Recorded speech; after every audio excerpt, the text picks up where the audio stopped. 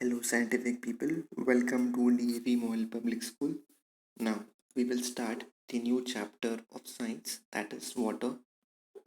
Now, water, one of the most important component for survival of living creature, that is water. Now, it is made up of tiny molecules of hydrogen and oxygen, and it is represented as H2O. Now, each water molecule here, each one is so small that you can see it even with the most powerful microscope. Each water molecules is so small that you can see with the help of powerful microscope. Now, pure water has no color, no taste, and doesn't smell of anything.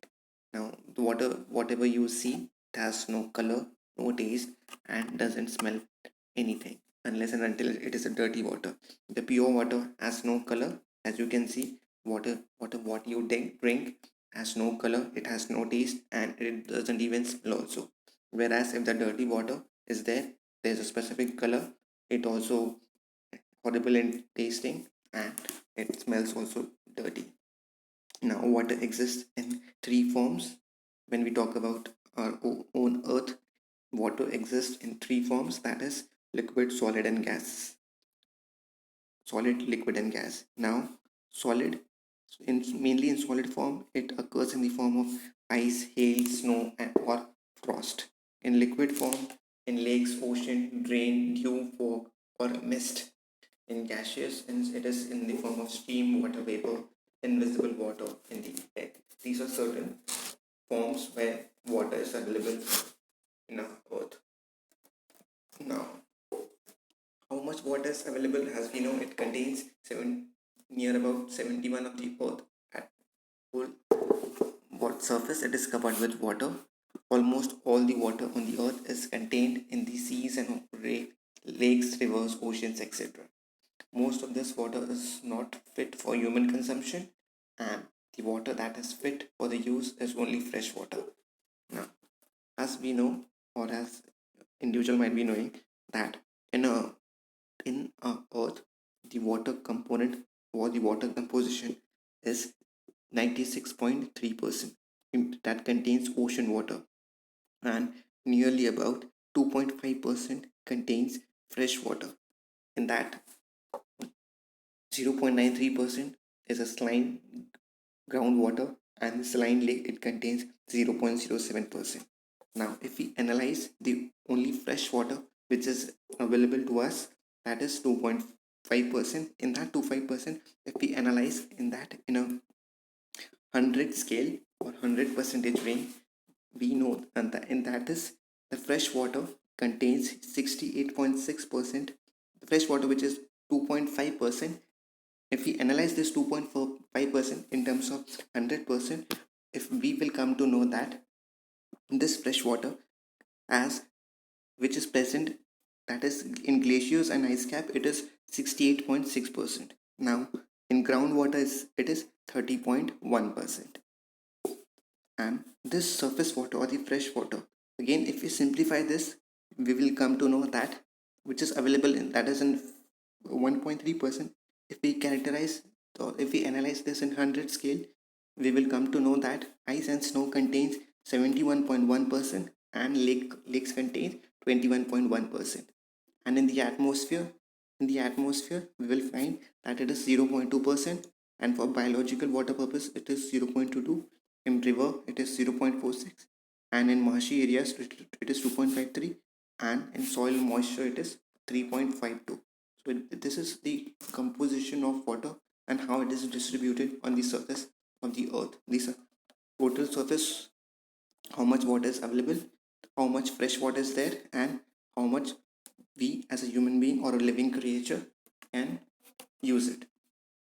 Now, different sources of water. So, certain sources of water are rainwater, surface water, groundwater, and seawater. These are certain sources of water. Now, what is a groundwater? Groundwater, water beneath the surface, it is trapped by the sediments and rock called the groundwater. Whatever water which is there in the surface of the water, which is being trapped by the surface of ground, it is called as groundwater. As you can see, after interval of rain, water which is being percolated into the surface of water, it is getting sucked in the ground and it is being stored. That is the groundwater. Most of the fresh water available for human purposes, it is of groundwater. As you can see, a pictorial representation of groundwater is there. Here, raining is happening and water is being percolated into the surface and it is getting stored. That stored water is mostly we is a fresh water which we use for our household purposes. Now, if we analyze this uh, water table, we will find that this is a water table wherein different different soil texture or the different amount of sucking of water is happening. Your first layer is there, second and third and fourth. Extreme layer, it is a fully rock layer where the water is not being trapped. This is the groundwater zone, that is from aquifer to this surface, that is the groundwater zone. This is unsaturated zone where water is at the upper level of the soil. This is the groundwater zone, that is from this portion to this portion is the groundwater where the water is being percolated. Now, why the water table is important? Because we can drill down the level of saturation and brings the groundwater as long as the material is permeable enough with the help of pump or through some external factors. Now, whatever groundwater which is being percolated onto the surface of water, we can use it for our purposes, different amount of purposes.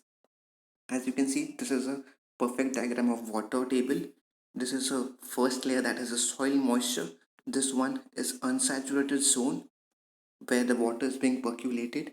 Now this the saturated zone of water is over here. This is the exact water table where water is being, this is a water table. This is the first zone and this is the second zone. This is a bedrock where extreme hard rocks are present. This is a where water are being stored.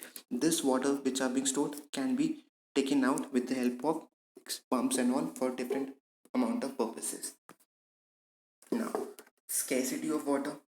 Water scarcity is defined as the situation where there is an insufficient water to satisfy normal requirement. Scarcity of water is an insufficient requirement or the insufficient water which we for a living creature require for survival. Through water is a renewable resource, a factor. Though water is a renewable resource, a factor of scarcity of water are different amount of scarcities of water are there, like increasing population, increasing industries and agricultural activities, deforestation. With the help of this, scarcity of water is being there.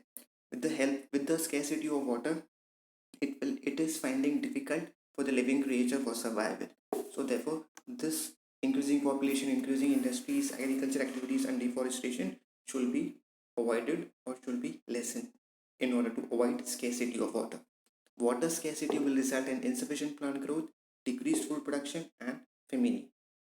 As the water which is being, since available of water is very less, so we as a living creature should not waste water unnecessarily, because it is very important for food production, survival of plant and family. I hope you have understood the concept. Thank you and have a nice day.